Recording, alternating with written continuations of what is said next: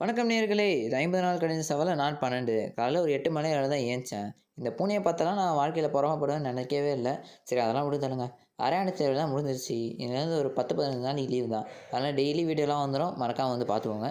காலை வேளைக்கு எங்க ஆத்தா செஞ்ச இட்லிய சாப்பிட்டுட்டு, லீவ் விட்டது தான் விட்டாங்க. ஆனா ஹோம்வொர்க்கு மலைய விட பெருசா குடுத்துட்டாங்க. அதனால அதெல்லாம் உட்காந்து எழுதி முடிச்சுட்டு, மதியம் வரைக்கும் எங்க ஆத்தா செஞ்ச பிரிஞ்சிய அவசர அவசரமா சாப்பிட்டுட்டு, நானும் என் நண்பர் ஜெய்பிரனுவும் எங்க போறோம்ன்னு பார்த்தீங்கன்னா, இவர் பேர் தேவா.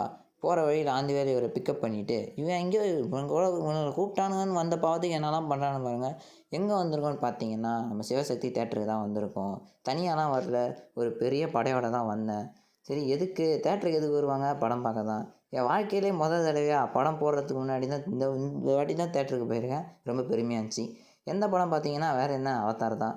படம் எப்படி இருந்துச்சுன்னு கேட்டிங்கன்னா, எனக்கு கதை எதுவும் புரியல. அதனால ஓகே நல்லா தான் இருந்துச்சு. அங்கேருந்து கிளம்பவே மணி 8 ஆயிடுச்சு மணி. சரி அங்க பாருங்க, அங்க குத்த 3D கண்ணாடில திடீர்னு வந்துட்டானுங்க. போற வழியில இவனுங்க ஏதோ ஹோட்டலெல்லாம் கூட்டு போயிட்டானுங்க. என்ன இவனுங்க தான் நான்வெஜ் சாப்பிட்டாங்க. இன்னைக்கு டியூஸ்டேவா போனதுனால நம்ம வந்து என் அண்ணன் வெஜிடேரியன். அதனால மனசுக்குள்ள வெறுப்பையும் வாயில மூஞ்சில எதுவும் காட்டிக்காம அதெல்லாம் சாப்பிட்டு முடிச்சுட்டு, போற வழியில டீ குடிக்கலாம்னு சொன்னாங்க. அடுத்த ஸ்டாப்பிங் டீ கடைய விட்டுட்டு அவனுங்க டீய குடிச்சாங்கங்க. நான் சர்க்கரை இல்லாம ஒரு காஃபிய தூக்கலா குடிச்சேன். காஃபி செம்ம டேஸ்ட்டா இருந்துச்சுப்பா. பின்பு வீட்டுக்கு ஒரு 9 மணி அளவுல வந்து நம்ம எப்பவுமே பண்ண வேண்டிய வேலையெல்லாம் பண்ணிட்டு இருந்தேன். பெருசா எதுவும் இல்ல. எழிச்சிட்டு அப்புறம் கொஞ்ச நேரம் கை நல்லா பிராக்டிஸ் பண்ணிட்டு, வழக்கமா பண்றது தான். கல்லு மேல இன்னைக்கு ஒரு செட்டு 50 போட்டேன்.